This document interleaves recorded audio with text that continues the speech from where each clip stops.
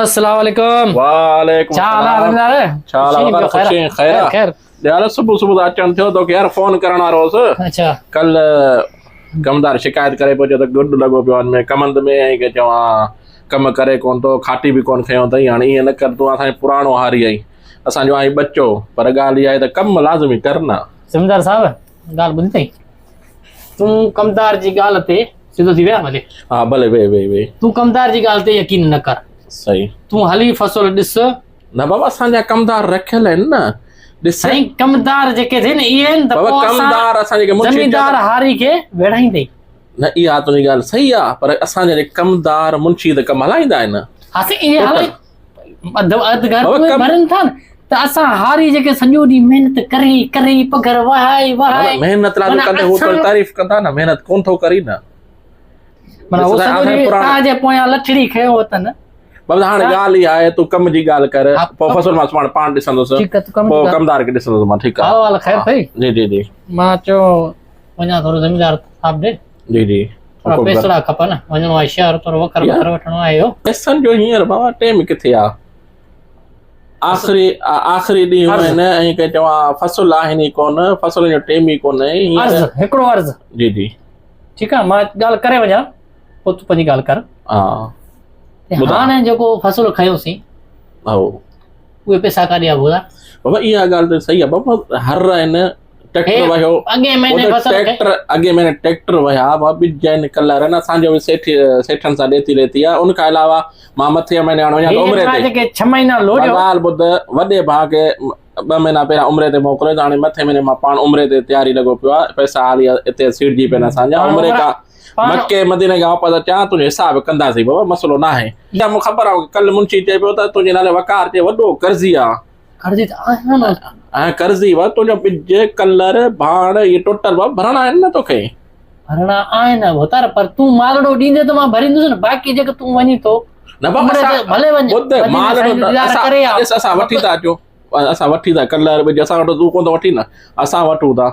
ऐं के चवां जेको ट्रैक्टर जो डीज़ल आहे त बि असां वठूं था बसि तूं इन ॻाल्हियुनि खे तूं फ़िलहाल छॾ मूंखे 5000 जी ज़रूरत आहे बाबा हाणे रुपयो ई कोन्हे हिन महीने रुपयो ई न आहे मां मके मदीने खां थी अचां ऐं के मूं वटि महिमान ईंदा हक़ खायो था न इन में तव्हांजी ज़ारतूं मको मदीनो इहो तव्हांजो क़बूल न थींदो बुधार बाबा ॻाल्हि इहा आहे त मां मके मदीने खां वञा ऐं के चवां मूं वटि महिमान मूं वटि ईंदा उन्हनि जो मां ख़िदमत कंदुसि उन्हनि लाइ गिफ्टूं मां वठी ईंदुसि मके मदीने खां लाज़िमा न गिफ्टूं उन्हनि लाइ अचनि थियूं हे हारी जेको संगत वारा आहिनि सॼो ॾींहुं राति करे तुंहिंजी फसल खे बचाए उनखे माना बाबा तूं कर्ज़ी लॻो पियो आहीं कर्ज़ी मां छा चवां कर्ज़ी त आहियां तुंहिंजे करे वेह त सही कापी खयो अच कापी हिसाब तो ॾिसो कापी खयो अच मां तो ॿुधाए हिसाब ॿुधाए ई कापी पियो आहे न मां तो हिसाब ॿुधाए वे मां हिते हिसाब ॿुधाए थो भला